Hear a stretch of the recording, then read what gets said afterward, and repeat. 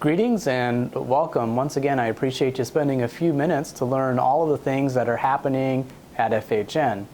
In this video, we're going to be talking about the many things that we're committed to doing to keep our community safe and to make sure that patients feel comfortable continuing to seek care and make sure we live up to providing you the service that you deserve, because it is a pleasure and a privilege for us to be able to serve our community and keep you well.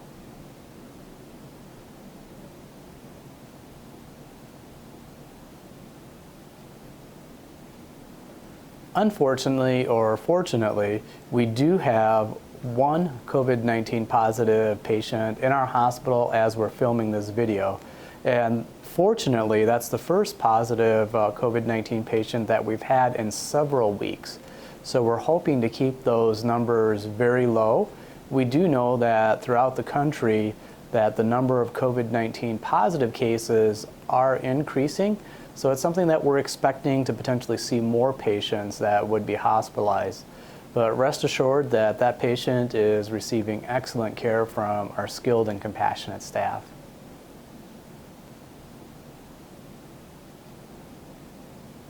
We've been doing a lot of work that we continue to evolve and learn more with. What can we do as a healthcare organization to better respond to our community needs for a pandemic or any type of situation that would have us as an organization step up? That could be a natural disaster, that could be anything that happens throughout our community. But specifically as it relates to COVID-19, we're very pleased to continue to partner with the Stephenson County Health Department to take testing out into the community.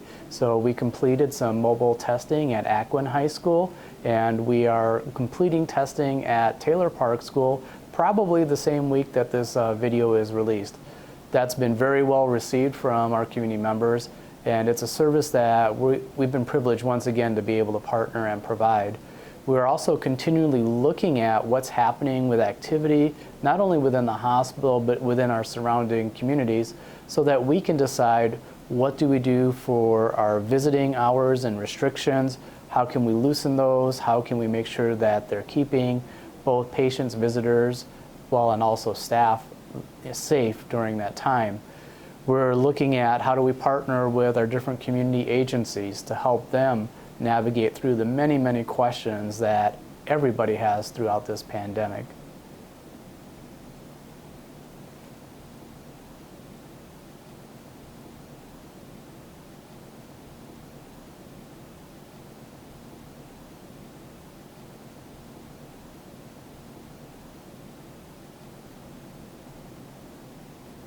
I believe any funding, the federal stimulus or any state stimulus to hospital funding, is absolutely critical. The hospital and the health system, so that includes our physician offices, our cancer center, our hospice, our family counseling center, all of the areas of FHN are not untouched by what happens in the communities that we serve. So as we see significant shifts in our economy, it impacts us directly.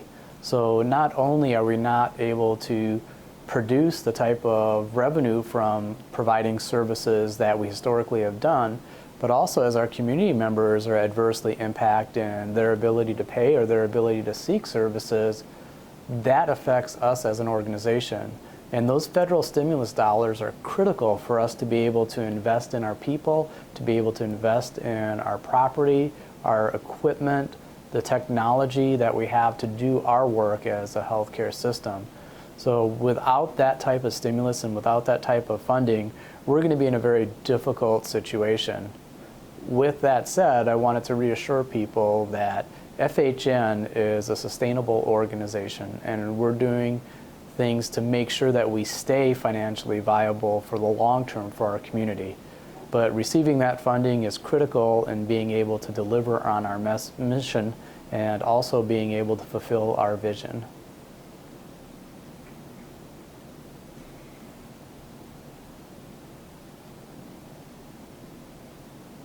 Our advocacy is done on many different levels. We are part of the American Hospital Association, which is a key lobbying group with Congress and the House and the President directly. And that group is representing hospitals throughout the nation, and we're sharing our needs, our concerns, and how the impact of decisions being made by lawmakers really roll out within the communities that we're all a part of.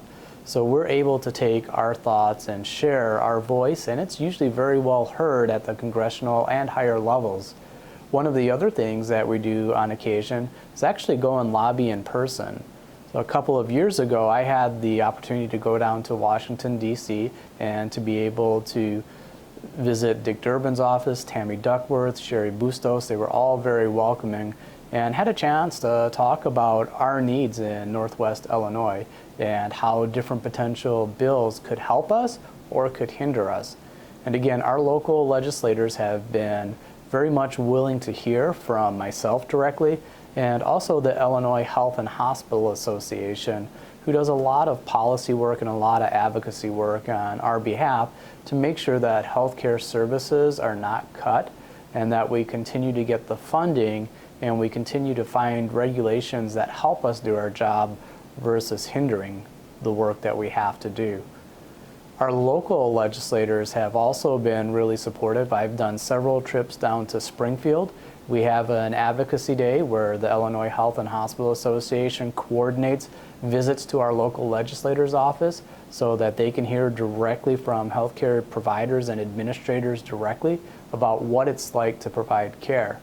And our current representatives, Senator Stewart and Representative Chesney, have very much advocated on behalf of our community and the entire region that they're representing. So from that standpoint, I think we're very fortunate that I can pick up the phone and be able to talk to some of our policymakers directly and share what's important from a healthcare perspective here at FHN.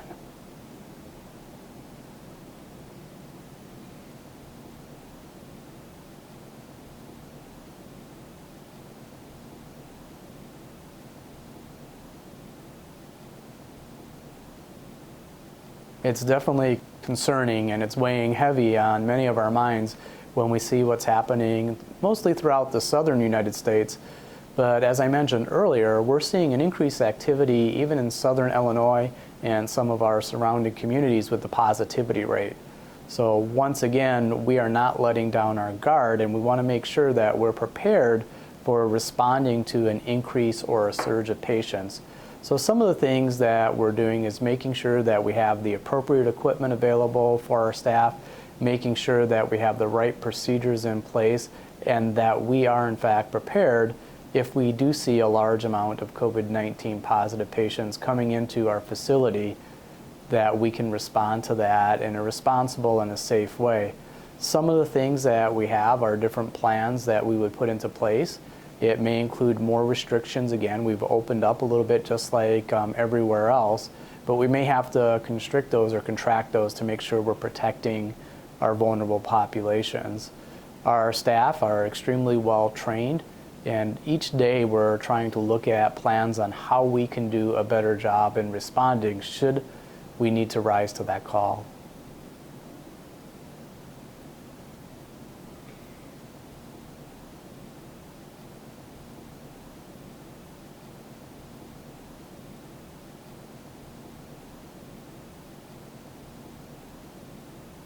The honest response is I hope so. Where it comes to personal protective equipment, we are continually building our inventories. And as I previously mentioned how we're investing in equipment, what our goal is to have at least 2 months or 60 days worth of personal protective equipment at a full surge capacity or a full positive patients in our hospital. How much personal protective equipment would that require? And would we be able to have enough to last for 2 straight months without worrying about running out? We are currently over a month of that supply buildup or that inventory. And so with each week, we're looking at opportunities to be able to make more purchases to build that up. As you might imagine, personal protective equipment is at a premium right now from a cost standpoint, and it's also in scarce supply. So once we are able to get it in a cost-effective manner, we are investing to be able to continue to build that up. But currently, we have enough personal protective equipment. If our hospital was extremely busy with COVID-19 patients, we would be able to last over a month, even if we didn't get any more at that time. And of course, our hope would be is if we were seeing that surge and we were so busy, that we would be able to get equipment throughout that time period as well. So the fortunate position that we're in, if we want to look at it that way, is that we haven't seen a real high activity, which has allowed us some time to be able to do more preparation, planning, and gathering of these supplies.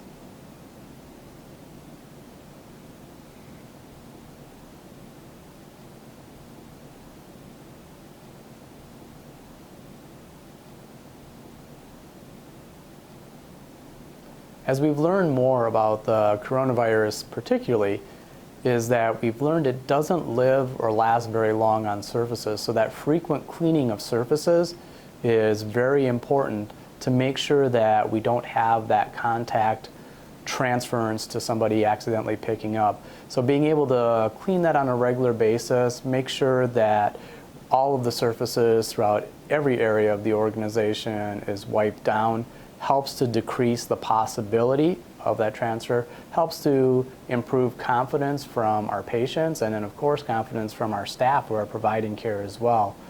Making sure that we're using our ultraviolet technology such as Trudy to be able to use that frequently throughout our organization is another way that we obliterate those microorganisms to be able to cut down the chances of COVID-19 hanging out on surfaces and living and potentially infecting somebody.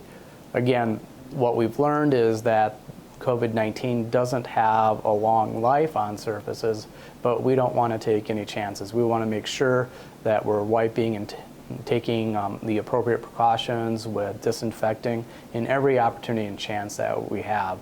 I'd much rather us be saying in retrospect that we clean too much than the other way around.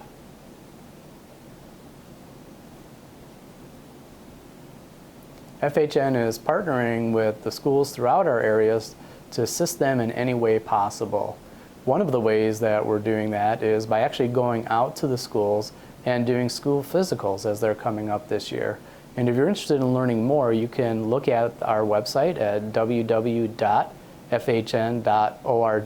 and you can schedule an appointment to be able to get a school physical done. What we're doing is we are charging $20 for those school physicals, but that $20 goes right back to the school's athletic program, so we're donating that back. And many providers, physicians, and staff are donating their time in order for us to be able to make that possible. This year is an atypical year, so we're taking some additional precautions by making sure that we have appropriate social distancing, making sure that we are protecting the students as well as our caregivers in the process to be able to conclude or to complete those physicals in the safest way possible. We're also working with the school systems and how can we assist them during this time in keeping this population safe and making sure they can have a productive school year.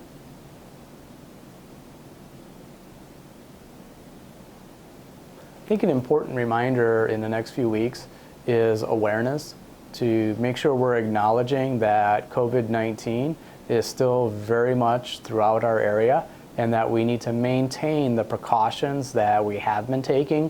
So masking when we're out in public where we can't socially distance, make sure that we're providing that social distance in between individuals, making sure we're doing frequent hand washing, carrying hand sanitizer, making sure that if you are developing symptoms that you're calling your physician or you're calling your provider to get that ruled out, to see if there's any potential testing that we need, and really working together to contain that spread.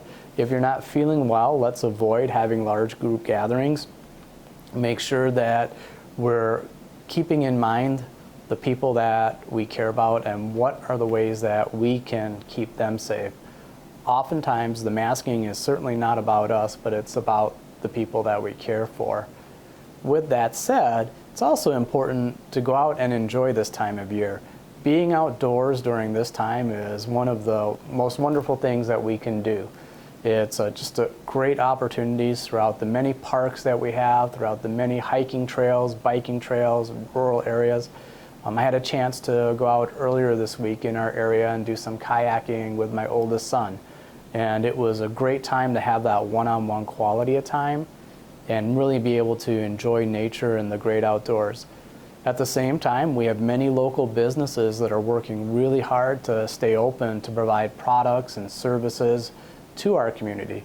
Many restaurants that are maintaining minimal staffs to try and keep things moving forward and provide offerings for us. So I would encourage you to shop local, make sure that you frequent those facilities, whether it's dining outdoors, dining in appropriately spaced indoors, or ordering out. Please do continue to support local. The video that you're about to watch now really showcases many of our healthcare heroes, and that's our environmental services team along with a lot of our other staff. And you'll see examples about how they're wiping down surfaces, how they're storing supplies, how we're creating safe spaces for social distancing, and then also some of the technology that I mentioned earlier. You'll have a chance to actually look and see what does a Trudy look like. And so I hope that you enjoy this visual representation of our commitment to keeping our community safe.